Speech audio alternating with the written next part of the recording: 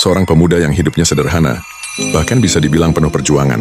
Sehari-hari, waktunya habis untuk merawat sang kakek yang sudah tua dan lumpuh.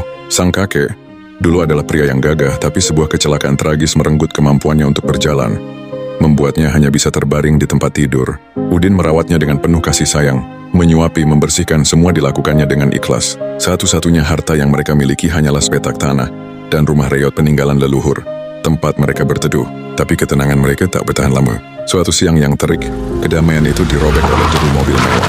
Dari dalamnya keluarlah Bobby, seorang mafia tanah yang dikenal kejam dan licik, bersama gerombolannya. Dengan angkuh, Bobby menunjuk rumah Udin dan berkata, "Heh, Udin, kosongkan tempat ini.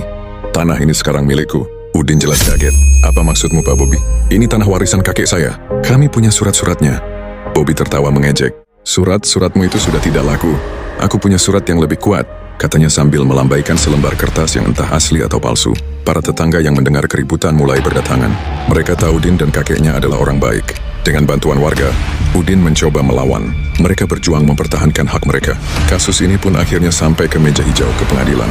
Udin dengan segala keterbatasannya berharap keadilan masih ada untuk orang kecil sepertinya. Tapi apa daya, dunia terkadang tak berpihak pada yang benar. Uang dan kekuasaan Bobby berbicara lebih keras. Dengan segala tipu muslihat dan koneksinya, Bobby memenangkan pengadilan. Hakim mengetuk palu, dan saat itu juga harapan Udin dan kakeknya seolah ikut hancur berkeping-keping. Di luar gedung pengadilan, Bobby tertawa terbahak-bahak. Tawa yang begitu congkak. Tawa kemenangan di atas penderitaan orang lain. Ia merasa tak terkalahkan. "Lihat, siapa yang bisa melawanku?" Gumamnya penuh kesombongan sambil menatap Udin yang hanya bisa tertunduk lesu. Namun roda kehidupan selalu berputar. Langit tidak selamanya cerah untuk Bobby. Setelah berhasil merebut tanah itu, kehidupannya justru mulai terasa aneh. Awalnya hanya hal-hal kecil. Proyeknya tiba-tiba gagal tanpa sebab yang jelas. Usahanya yang lain merugi besar. Istrinya mulai sering marah-marah, dan anak-anaknya seolah menjauh. Ia mulai merasa gelisah setiap malam. Tidurnya tak pernah nyenyak, seolah ada bayangan yang selalu mengawasinya. Kekacauan itu perlahan tapi pasti menggerogoti hidupnya yang dulu sempurna. Dan puncaknya pun tiba. Sebuah bom waktu yang tak pernah ia duga meledak tepat di wajahnya. Namanya tiba-tiba terseret dalam sebuah kasus korupsi besar yang melibatkan seorang gubernur. Semua bukti mengarah padanya sebagai salah satu pemain utama dalam lingkaran setan itu. Media memberitakannya besar-besaran.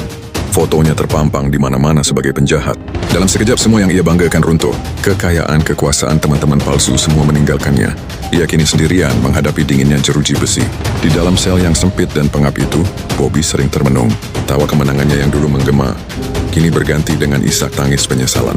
Ia teringat wajah Udin yang putus asa. Teringat pada kakek tua yang ia usir dari rumahnya. Karma itu nyata, dan ia datang menagih dengan cara yang paling menyakitkan. Langit mungkin bisa dibeli, tapi takdir punya jalannya sendiri untuk menuntut keadilan.